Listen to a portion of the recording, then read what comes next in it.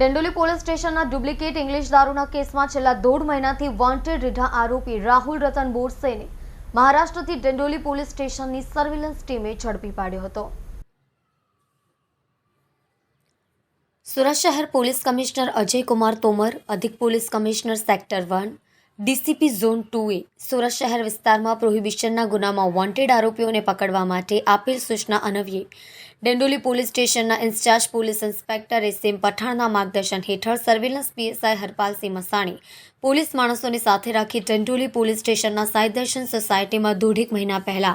માનવ સ્વાસ્થ્ય માટે હાનિકારક હલકી ગુણવત્તાનું ડુપ્લિકેટ ઇંગ્લિશ દારૂ, ખાલી બોટલો, ઇમ્પેરિયલ બ્લુ વિસ્કીના લેવલ તથા સ્ટીકર સહિત કુલ 71,700ના પ્રોહિબિશન મુદ્દામાલ સાથે 2 આરોપીઓને ઝડપી પાડી આ ડુપ્લિકેટ ઇંગ્લિશ દારૂ મહારાષ્ટ્રથી મોકલનાર મુખ્ય આરોપી રાહુલ રતન બોરસેને વોન્ટેડ જાહેર કર્યો હતો।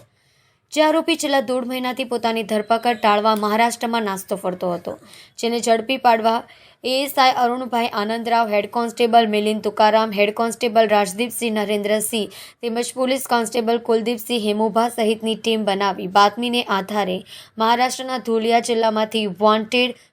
રાહુલ રતન બોરસેને ઝડપી પાડી પ્રશંસનીય કામગીરી કરી હતી।